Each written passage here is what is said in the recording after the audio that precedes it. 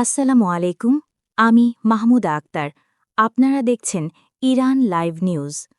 মধ্যপ্রাচ্যের পরিস্থিতি দিন দিন আরও জটিল এবং সংবেদনশীল হয়ে উঠছে। ইরান এবং ইসরায়েলকে ঘিরে যে উত্তেজনা তৈরি হয়েছে তা এখন আন্তর্জাতিক রাজনীতির অন্যতম আলোচিত বিষয়। সাম্প্রতিক সময়ে সামরিক প্রস্তুতি বৃদ্ধি, কূটনৈতিক বক্তব্য এবং আঞ্চলিক নিরাপত্তা পরিস্থিতির কারণে পুরো মধ্যপ্রাচ্য অঞ্চলে নতুন করে উদ্বেগ দেখা দিয়েছে।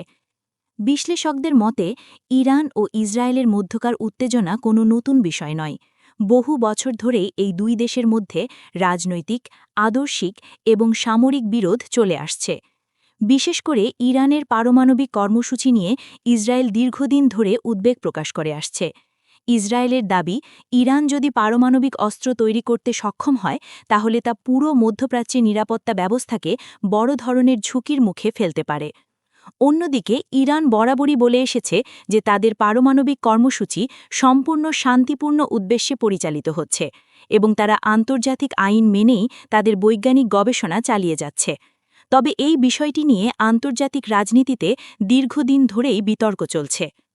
সম্প্রতি বিভিন্ন আন্তর্জাতিক সংবাদমাধ্যমে বলা হচ্ছে মধ্যপ্রাচ্যে সামরিক প্রস্তুতি এবং নিরাপত্তা ব্যবস্থা জোরদার করা হয়েছে। অনেক দেশ তাদের প্রতিরক্ষা ব্যবস্থাকে আরও শক্তিশালী করার জন্য নতুন পদক্ষেপ নিচ্ছে। এর ফলে পুরো অঞ্চলের রাজনৈতিক পরিস্থিতি আরও সংবেদনশীল হয়ে উঠেছে।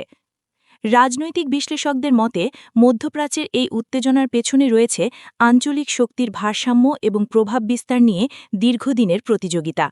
ইরান, ইসরায়েল এবং তাদের মিত্র দেশগুলোর মধ্যে কৌশলগত প্রতিদ্বন্দ্বিতা অনেক বছর ধরেই আন্তর্জাতিক রাজনীতির একটি গুরুত্বপূর্ণ অংশ।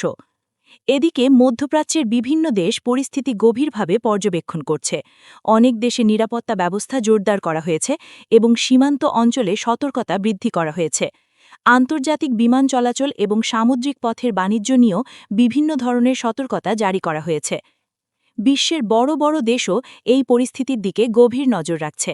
অনেক দেশ দুই পক্ষকেই সংযম দেখানোর আহ্বান জানিয়েছে এবং কূটনৈতিক আলোচনার মাধ্যমে সমস্যার সমাধান করার ওপর গুরুত্ব দিয়েছে। জাতিসংঘ সহ বিভিন্ন আন্তর্জাতিক সংস্থা মধ্যপ্রাচ্যের এই উত্তেজনা নিয়ে উদ্বেগ প্রকাশ করেছে।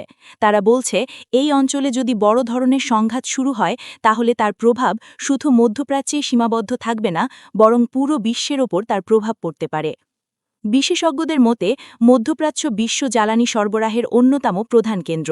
তাই এই অঞ্চলে যদি কোনো বড় সামরিক সংঘাত দেখা দেয় তাহলে আন্তর্জাতিক তেল বাজারে বড় ধরনের অস্থিরতা সৃষ্টি হতে পারে। এর ফলে বিশ্ব অর্থনীতির ওপরও নেতিবাচক প্রভাব পড়তে পারে।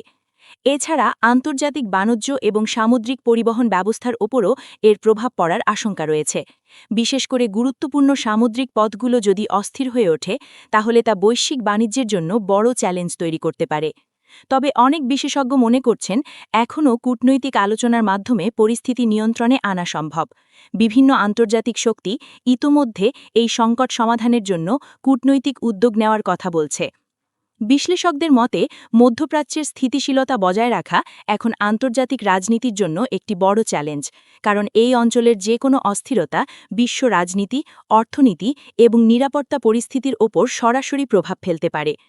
বিশ্বজুড়ে এখন মানুষ এই পরিস্থিতির দিকে গভীর নজর রাখছে। অনেকেই আশা করছেন আন্তর্জাতিক কূটনৈতিক প্রচেষ্টার মাধ্যমে এই উত্তেজনা কমানো সম্ভব হবে এবং বড় ধরনের সংঘাত এড়ানো যাবে। সব মিলিয়ে বলা যায় ইরান এবং ইসরায়েলকে ঘিরে মধ্যপ্রাচ্যের বর্তমান পরিস্থিতি অত্যন্ত সংবেদনশীল এবং গুরুত্বপূর্ণ পর্যায়ে রয়েছে। ভবিষ্যতে এই পরিস্থিতি কোন দিকে মোড় নেবে সেটি নির্ভর করবে রাজনৈতিক সিদ্ধান্ত, কূটনৈতিক আলোচনা এবং আন্তর্জাতিক সহযোগিতার ওপর। আমরা আশা করি শান্তিপূর্ণ আলোচনার মাধ্যমে এই উত্তেজনার অবসান ঘটবে এবং মধ্যপ্রাচ্যে আবারও শান্তি ও স্থিতিশীলতা ফিরে আসবে। আমি মাহমুদা আক্তার, আপনারা দেখছিলেন ইরান লাইভ নিউজ। সবাই ভালো থাকবেন। আসসালামু আলাইকুম।